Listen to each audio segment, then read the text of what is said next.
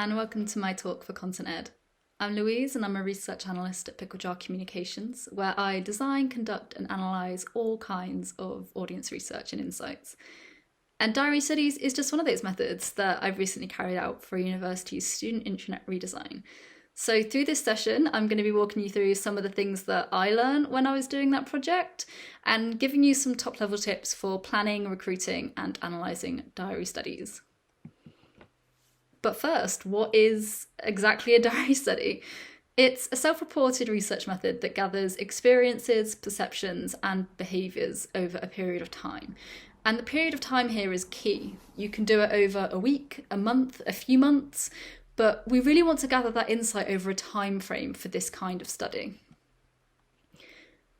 And it offers so many unique features and benefits, and I love this research so much because it offers real-time experiences rather than reflective insights. We're finding out from students themselves in the moment that it's actually happening. And it allows students to speak for themselves and not just answer questions designed by us. And because of that, it gives the opportunity for universities to really connect with students and create this amazing space for students' voices to be empowered and heard. And finally, it uncovers the whole spectrum of their lives. You can uncover things that you never thought you knew or wanted to know.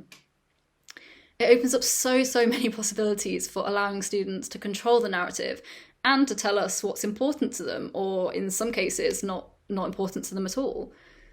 So this is such an interesting part for us to kind of really get into students' lives and hear about their lived experiences from them themselves at the time that they're experiencing it. So my first tip for this then, because it is so broad, is to be really clear about what your what for is for diary studies. Because the very nature of diary studies is to go beyond anything that a researcher can plan for. It gives control to your students to speak for themselves. And that's great. We want to know their experiences from their voices. And I know as much as tempting as it is to want to know absolutely everything about what they're doing, we need to rein it in with a clear purpose here. Because you'll come to the end of your study and you'll have masses of data and you won't know where to begin with even trying to make sense of it. So be clear with yourself why you want to undertake a diary study.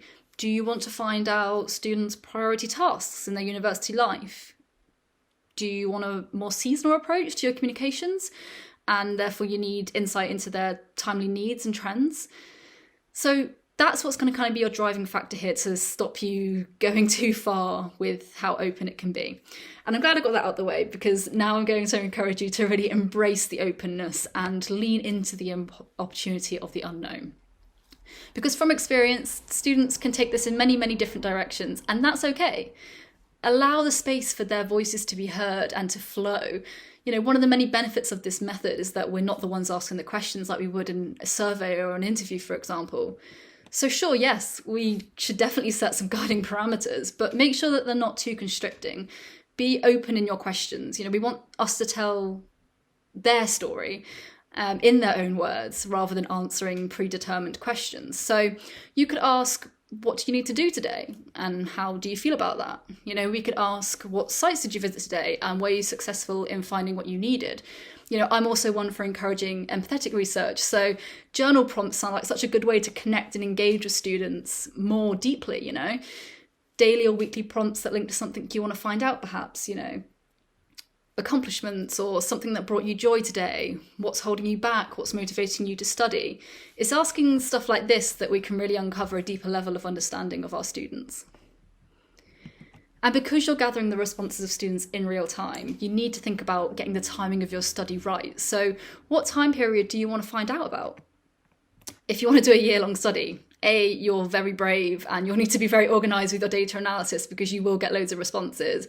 And B, you also need to identify the key points of the year that you want to focus on. So it could be experiences of students at the start of term and how they cope with the transition to university, or it could be understanding the kinds of pre-arrival communications that students receive and their needs before they get to campus. So you'll likely find the perfect timing for you if you reverse back to the what for your diary studies and kind of pick it from there.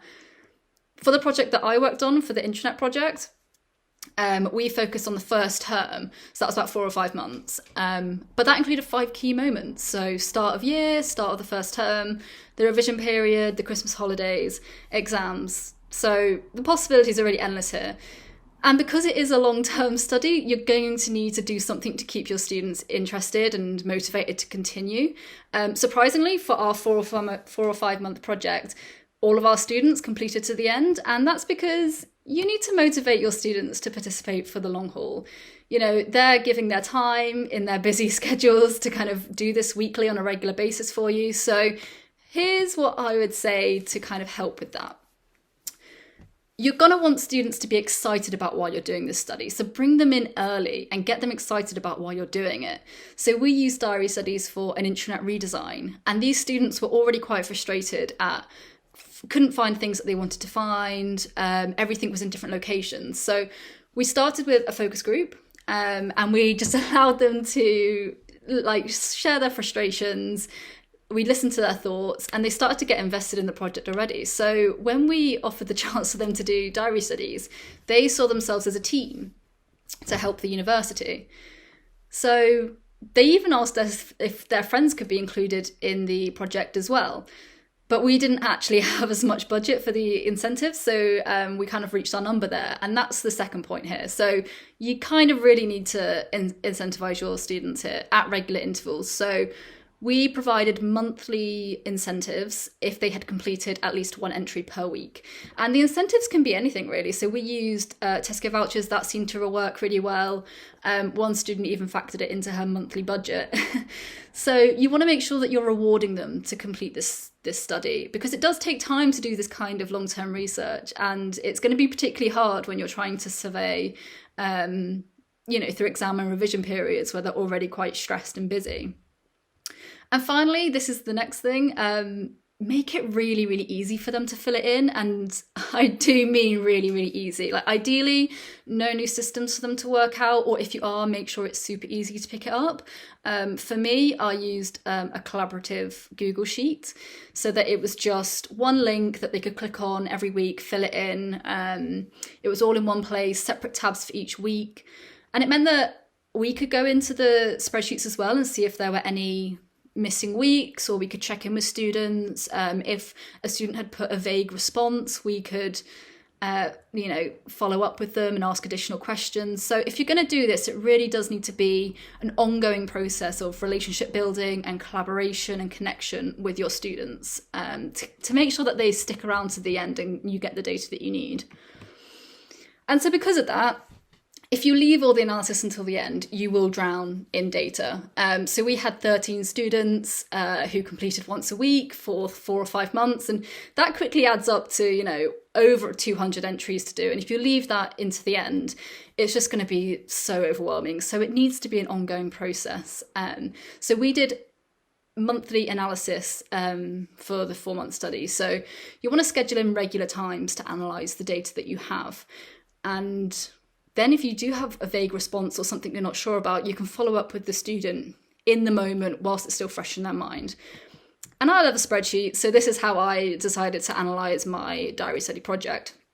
So for each month, we categorised the kind of activity they said they were doing, so whether they're doing coursework or attending lectures, finding placement opportunities, and then we recategorised that into course study related, employability related, society and hobby related. And then for each instance they said they were doing that, we put a number in the column that represented a week. So for visual purposes, I colour-coded each instance by the general category. So all the dark blue squares at the top, they link to something course related, and then green is employability related, for example. So if you zoom in, you can actually see the actual number of times that occurred in the week, but you can get a sense of the popularity at that time.